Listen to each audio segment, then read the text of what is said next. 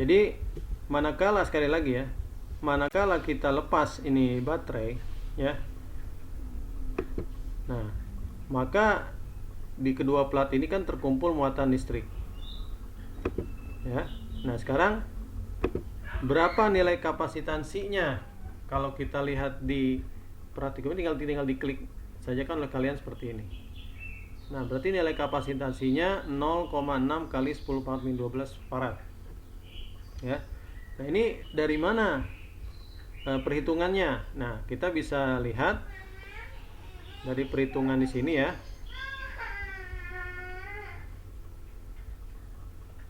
Nah ini ya.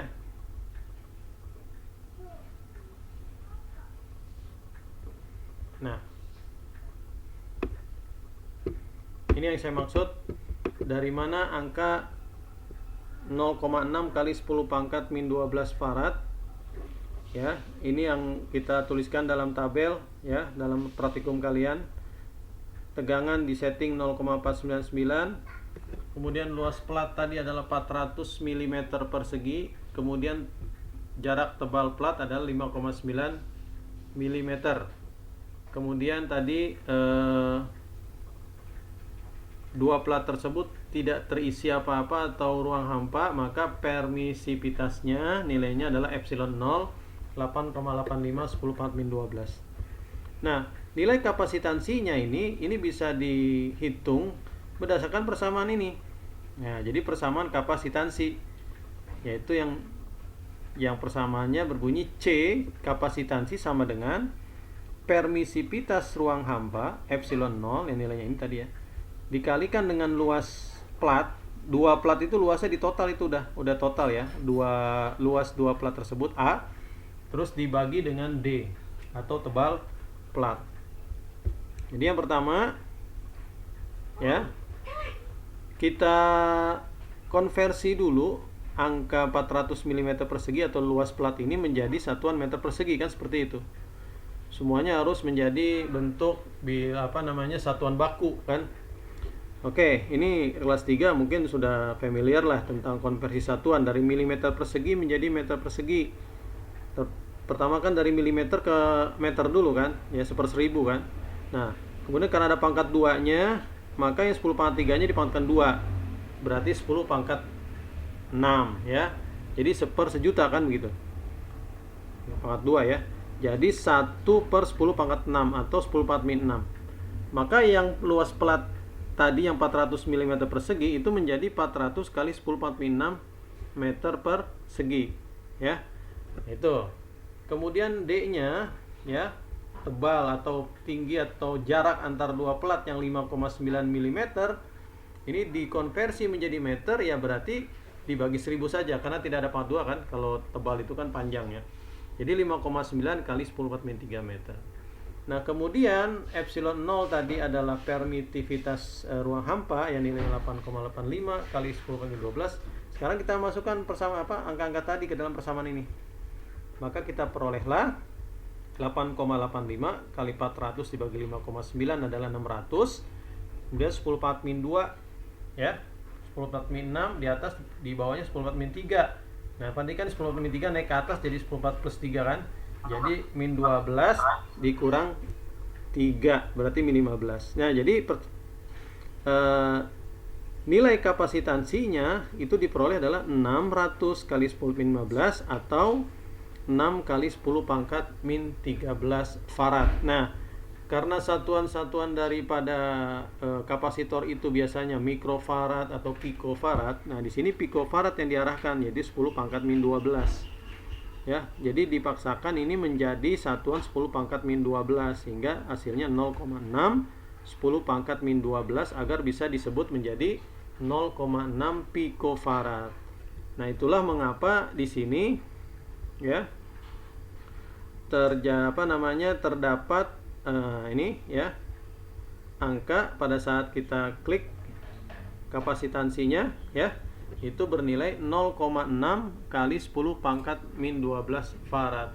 Jadi cara menghitungnya dalam persamaan itu seperti itu ya. Itu yang pertama, bagaimana menentukan nilai kapasitansi baik itu melalui virtual praktikum di sini dan melalui perhitungan persamaan matematis ya. Jadi sekali lagi, kapasitansi tadi dicari dari apa? Ada luas plat ya, ada jarak antar plat, ada di sini tidak ada bahan dielektrikum, berarti permisivitas ruang hampa begitu ya. Jadi 3 hal itu aja tuh yang mempengaruhi nilai kapasitansi itu ya. Jadi luas plat, jarak antar plat, dan bahan dielektrikumnya ada apa tidak begitu. Kalau tidak berarti kan pakai epsilon 0 ruang hampa ya, kalikan dengan luas dibagi dengan jarak antar plat, maka diperoleh angka ini ya. Nah, begitu pula kalau kita rubah-rubah ya, ya hasil perhitungannya kan akan berubah-ubah ya, begitu. Nah, sekali lagi tentunya ini bisa kita hitung kalau kita sudah ya dimasukkan sebuah baterai yang menginput tentang muatan listrik. Nah, kemudian setelah kapasitansi kita hitung, kita tentukan, kemudian yang kedua tentang berapa besar muatan. Nah, ternyata muatan plat ya, setelah tadi di suplai oleh potensial listrik yang berasal dari sumber tegangan, kemudian dilepaskan. Nah, kan ini muatannya akan terpolarisasi ya di antara dua plat ini. Nah, ternyata besar muatan plat totalnya itu adalah 0,35 ya. So, maaf, ini adalah 5,9 ya tadi.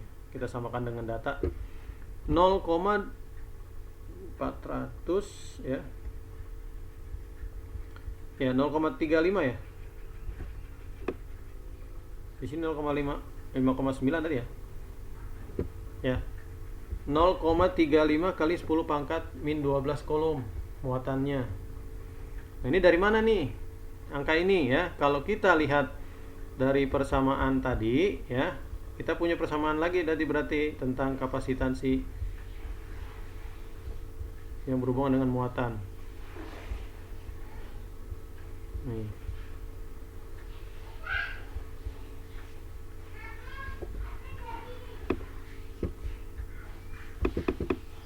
Nah, ini coba mencari muatan ya. Untuk mencari muatan persamaannya kan seperti ini. Mencari muatan, kalau tadi kan kapasitas ya, kapasitansi. Sekarang mencari muatan yaitu C sama dengan Q dibagi V.